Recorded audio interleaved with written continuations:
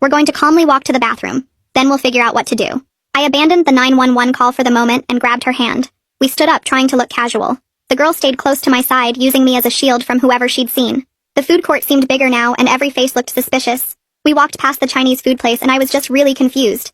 Just as we reached the hallway to the bathrooms, she tugged my hand and was shaking. "That's him. The man in the blue jacket by Subway," she whispered without looking.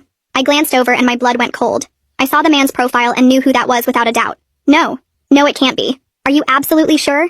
My voice came out strangled. The girl peeked around me, then quickly hid again. That's him. He's the one who took my mom. He had a partner too, a woman, but I didn't see her face. In my head I thought, a woman? But that man is my husband. My whole body went cold and I grabbed the girl's hand tighter while pulling her into the bathroom. The heavy door swung shut behind us and I pushed her into the biggest stall at the end, while my hands shook so bad I could barely turn the lock. The girl pressed herself against the wall and watched me with those big scared eyes while I tried to process what I'd just seen. My husband was out there in the food court, and this kid said he kidnapped her mom 3 days ago. I pulled out my phone and typed a text trying to keep my fingers steady. Hey babe, where are you? The 3 dots appeared almost right away. At work dealing with inventory, why? My stomach turned because I'd just seen him standing by the Subway in his blue jacket that he only wore on weekends. The girl tugged on my shirt and whispered that we needed to leave right now because he might have seen us. I cracked the stall door open and peeked out into the empty bathroom, then slowly opened the main door to look down the hallway. The security guard from earlier was walking toward the food court with his radio up to his mouth, and I pulled back quickly. We couldn't go back that way, and the girl was starting to shake again. I spotted a side exit door near the family bathroom that led to a service corridor and grabbed her hand. We slipped out fast and found ourselves in a white hallway that smelled like cleaning supplies with arrows pointing toward the parking garage.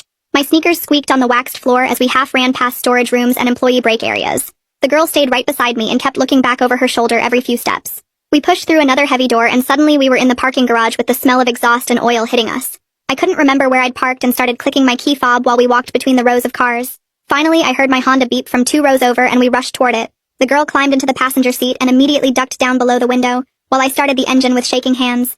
I sat there for a second trying to decide if I should call 911 right now or drive somewhere safe first. The girl must have sensed my hesitation because she looked up at me and said, her mom always told her not to trust anyone in uniform unless you're absolutely sure they're real cops. She said it quietly, but firmly, like she was repeating something she'd been taught many times. That made sense considering what happened to her mom, and I realized my husband might have connections at the police department. He'd mentioned cop friends before, though I'd never met them, and now that seemed suspicious. I decided we needed more information before involving anyone official, so I put the car in reverse and started backing out. The girl sat up a little and mentioned that her mom's car was still somewhere in the mall parking lot, with important stuff hidden inside. She knew exactly which section because she'd been living in it for 3 days, and memorized all the landmarks nearby. I drove slowly through the garage and out into the bright sunlight of the surface lot.